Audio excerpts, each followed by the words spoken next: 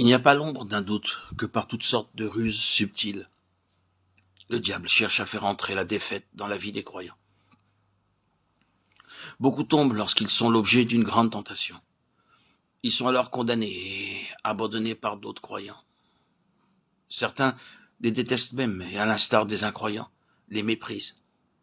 Pourtant, si seulement nous acceptions de nous souvenir combien le Seigneur a attendu patiemment que nous nous repentions de nos rechutes, comment il a répondu à notre besoin alors que nous avions perdu notre premier amour, comme il nous a merveilleusement aidés pour retourner vers lui, et quel tendre accueil il nous a réservé.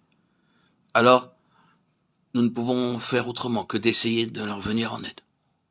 Nous prierons pour eux avec des larmes et ferions tout ce qui est en notre pouvoir pour obtenir leur rétablissement.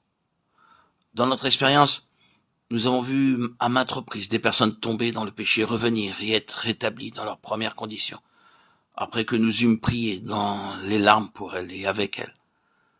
Par ailleurs, si nous les jugeons et les condamnons, leur cœur s'endurcira de plus en plus. Rappelons-nous combien grande est notre responsabilité envers nos frères et sœurs retombés dans le péché. Nous avons l'exemple de notre Seigneur, comment il a agi envers son disciple Pierre avant et après sa chute.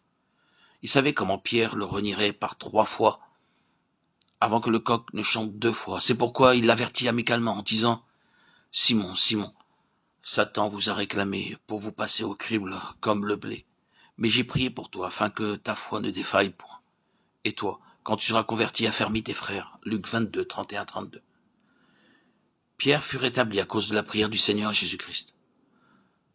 Malgré son reniement, celui-ci voulait encore lui faire confiance et s'attendre à ce qu'il prie pour ses frères, plus faibles, qui pourraient également tomber dans le péché.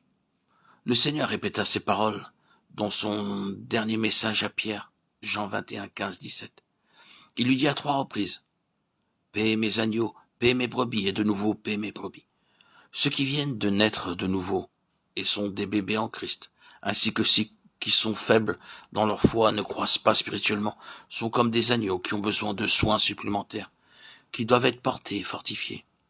Le Seigneur a utilisé différentes personnes pour nous aider dans notre faiblesse, afin que nous soyons rétablis spirituellement. C'est pourquoi, si nous trouvons que d'autres croyants sont faibles et vivent dans la défaite, nous aussi devons les aider par nos prières, notre compagnie et nos effusions de larmes. Ceux qui sèment avec larmes moissonnent avec chant d'allégresse. Psaume 127, 1-2 nous révèle la manière de construire la maison de Dieu. Si l'Éternel ne bâtit la maison, ceux qui la bâtissent travaillent en vain. En vain vous levez-vous le matin, vous couchez-vous tard. Nous avons une double responsabilité envers la résidence de Dieu. L'une en tant qu'ouvrier avec le Seigneur, l'autre en tant que pierre vivante, son matériau de construction, dans la mesure où c'est lui qui nous édifie. La première responsabilité est de nature active, puisque nous sommes ouvriers avec Dieu. Nous devons prendre garde à la manière dont nous bâtissons sa maison. Nous ne pouvons pas la construire avec notre zèle ou notre sagesse humaine. Et l'Écriture nous met en garde à ce sujet. En vain, vous levez-vous matin, vous couchez-vous tard. Nous devons construire la maison de Dieu seulement selon son plan, sur la véritable fondation et sous la direction du Seigneur Jésus-Christ. Il faut que nous apprenions à trouver la part que nous devons prendre à ce travail. Ce qui importe pour Dieu, ce n'est pas le nombre de nos handicaps, la mesure dans laquelle nous sommes désavantagés, ou la rareté de nos talents, mais que nous soyons disposés à assumer notre part, et ceci sous la direction du Seigneur Jésus-Christ, même pour de petites choses. Lorsque nous travaillons dans un bureau, dans une usine, si nous désirons sortir pour quelques minutes, nous demandons la permission au préposé. La même règle s'applique pour nous tous.